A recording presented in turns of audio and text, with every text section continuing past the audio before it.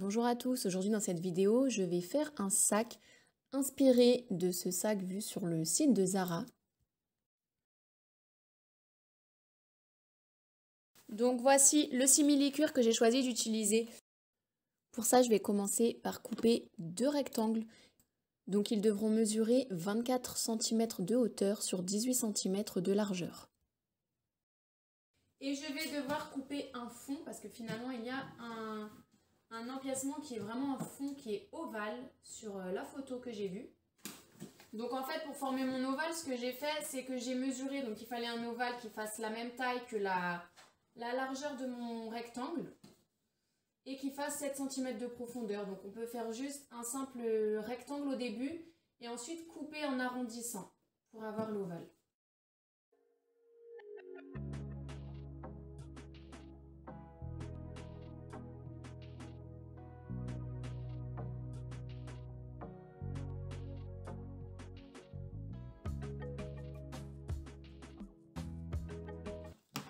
Donc voilà le fond de mon sac. Pour l'instant, j'ai ça comme empiècement. J'ai vu sur la photo qu'il y a des espèces de deux petits bouygues là, de passants pour la anse. Donc je vais couper ça. Donc j'ai coupé deux rectangles de 7 cm sur 6,5 cm. Pour les cordons de serrage, je ne vous cache pas que j'en avais déjà un qui est déjà fait dans le même simili-cuir, qui était sûrement d'un ancien sac que j'avais fait. Et là j'en ai un seul, donc je vais le couper en deux au milieu. Du coup ils feront les deux cette taille là et je pense que ça va être la taille adéquate.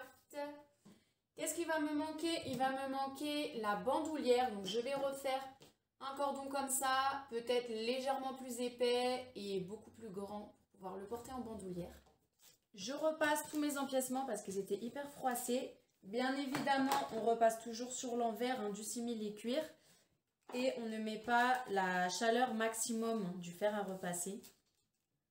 Donc normalement, je pense que j'ai tout à part le cordon bandoulière que je ferai à la fin. Parce que pour commencer, je vais prendre ces deux petits rectangles. Je vais les retourner à l'envers. Là, ce que je vais faire, c'est que je vais replier chaque long côté sur 1 cm et je vais faire une couture tout le long. Donc ce sera une couture qui sera visible. Donc essayez de prendre un fil de la même couleur que votre tissu si vous en avez. Moi j'en ai plus, je vais prendre une couleur qui se rapproche.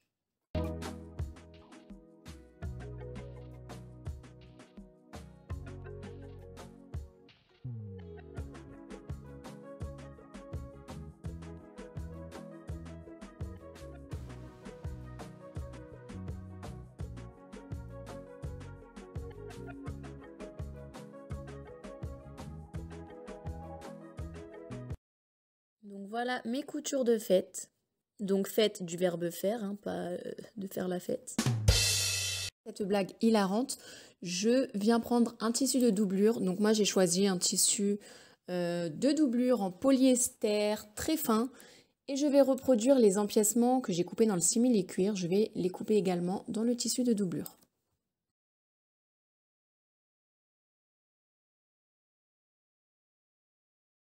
Donc je prends mes empiècements de doublure, je vais commencer par coudre ma doublure. Donc je prends un ovale et un rectangle et je viens aligner un petit côté du rectangle que je vais mettre contre l'ovale. Donc endroit contre endroit, donc là on voit pas trop la différence. Ça on va dire que c'est l'endroit du tissu et ça c'est l'endroit. Hop.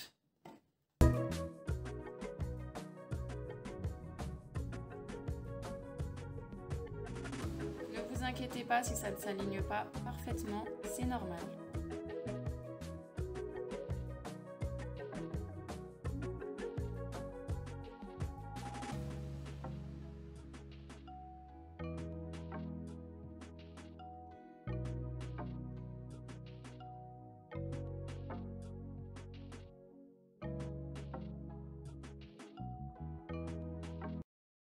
Donc là, il faut que les pointes des deux rectangles se rejoignent. Voilà. Donc là, vous voyez, il va y avoir pas mal de tissu en trop. C'est pas grave.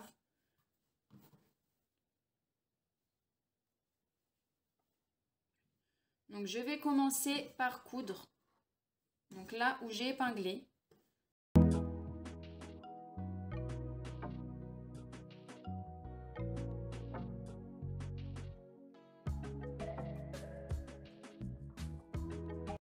Donc voilà, j'ai fait mes coutures, donc voilà à quoi ça ressemble à l'arrière, vous voyez. Et là, je vais surfiler tout le tour pour pas que ça s'effiloche. Donc maintenant que j'ai surfilé, bah, je vais découper pardon, tout ce qui dépasse autour.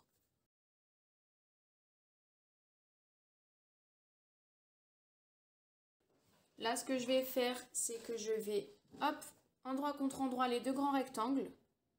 Et là, je vais épingler et coudre au point droit sur les deux côtés. Et donc, vu de derrière, ça donne ça.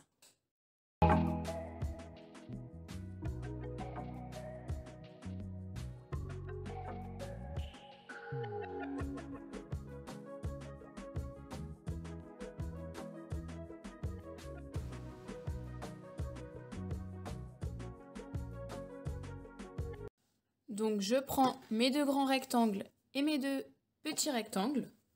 Je vais plier mes petits rectangles en deux, comme ceci. Et je vais venir les placer de chaque côté sur un des grands rectangles. Donc, il faut prendre en compte que là, on va faire en haut l'ourlet pour le cordon. Donc, en fait, là, j'ai mesuré 1 cm, 4 cm, donc en tout 5 cm, quoi. Et à partir des 5 cm, je mesure 2 cm et je vais venir placer mon rectangle. Donc plié en deux au niveau des 2 cm ici. Hop, donc là, le côté plié est dirigé vers le centre du rectangle. Et pareil avec celui-là. Et là, je vais venir faire une couture à 5 mm du bord de chaque côté.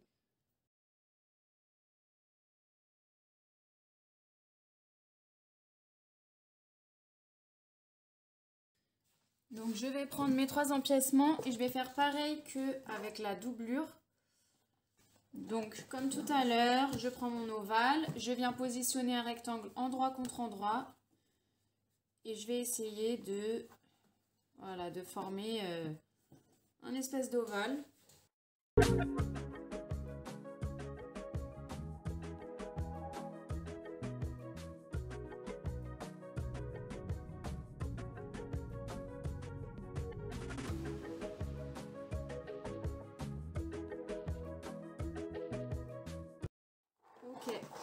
Donc je vais essayer de coudre ça comme ça tout autour.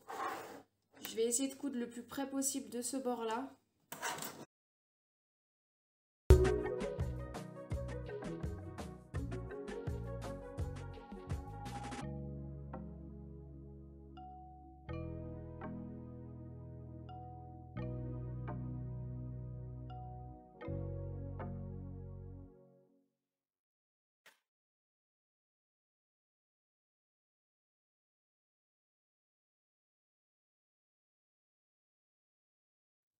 Je vais venir superposer mes rectangles endroit contre endroit. Je vais venir épingler, mais je ne vais pas épingler et coudre tout le long. Là, je vais mesurer donc l'espace nécessaire pour faire mon ourlet pour le cordon. Donc, on a dit 1 plus 4 cm, donc 5 cm. Ok, et en dessous des 5 cm, je vais commencer ma couture. Donc là, je ne vais pas coudre, je vais coudre ici tout le long jusqu'en bas. Et pareil de ce côté-là.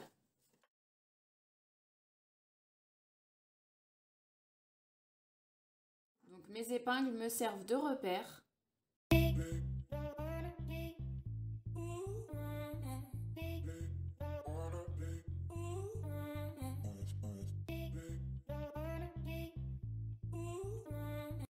Donc voilà ce que ça donne. Là, j'ai surfilé au point zigzag parce que vous voyez, la couture est très étroite ici.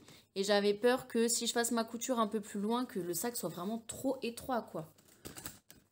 Parce que là, il m'a l'air vraiment étroit. J'ai coupé ce qui dépassait là au niveau de l'ovale. Et j'ai mis ma doublure à l'endroit. Et je vais mettre ce sac-là dans la doublure. La doublure, elle m'a l'air super fine.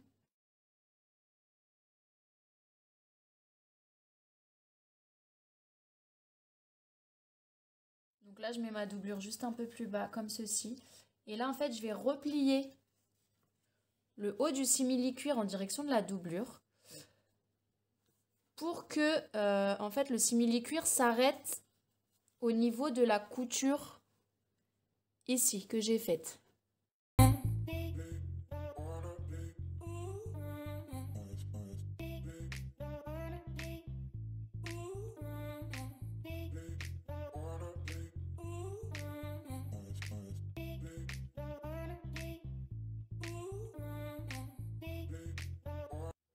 Et donc là, je vais coudre tout le long, donc à 3 mm du bord. Donc je fais mes points arrière à chaque pli. D'accord, là je recommence une autre couture. Tac, tac, tac, tac, je couds tout le long, je m'arrête.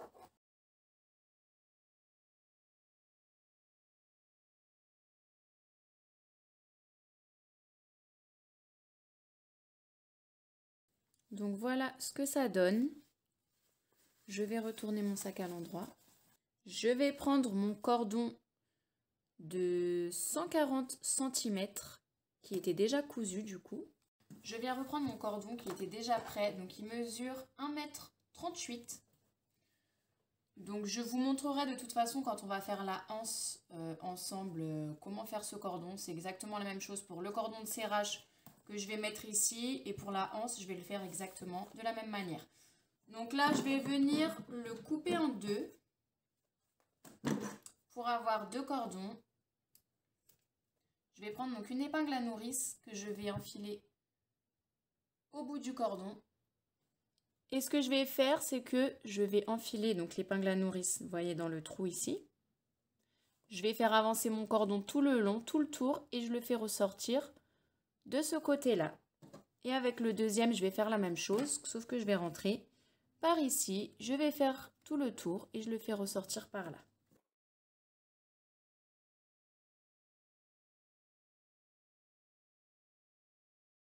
Donc cette étape, on y va tranquillement. On n'a pas envie que l'épingle s'ouvre à l'intérieur de l'ourlet.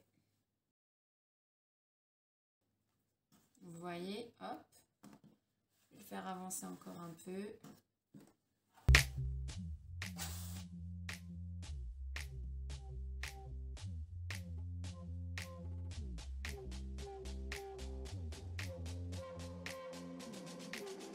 Voilà, donc là vous voyez, là de ce côté-là, ça forme une boucle.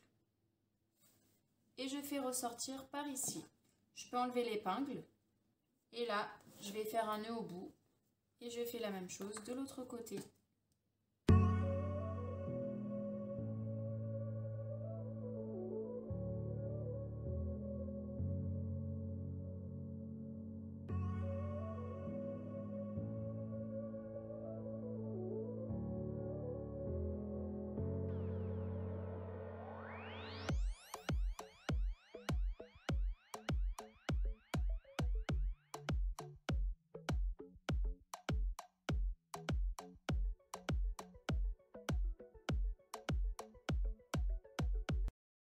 Plus qu'à faire ma anse.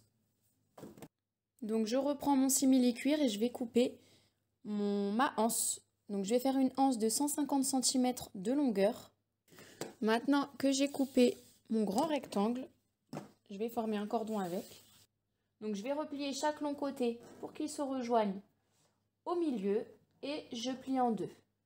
Et là je vais épingler tout le long et faire une couture tout le long.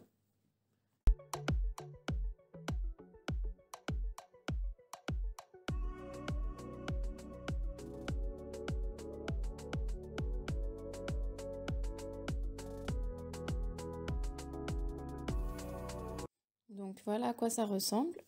Et là, je vais faire ma couture tout le long, donc à 3 mm du bord.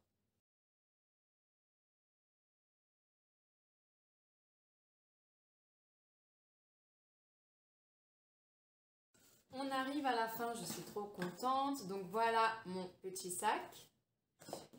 Et le cordon pour la anse. Donc je n'ai plus qu'à enfiler le cordon.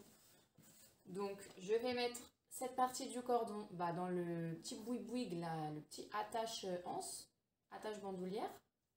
Là, je vais faire un nœud pour que ça reste bien en place. Si besoin, on fait un deuxième nœud si le nœud est trop petit et que ça risque de passer à travers. Donc voilà Ce que je...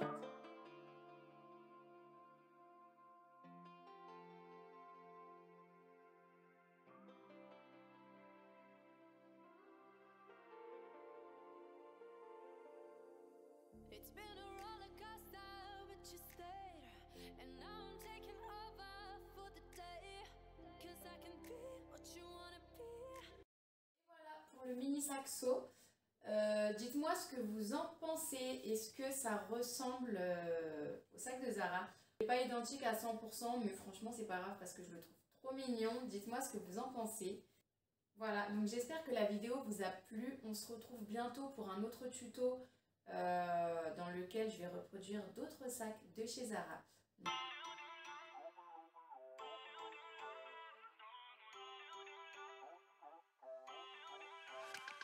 Feel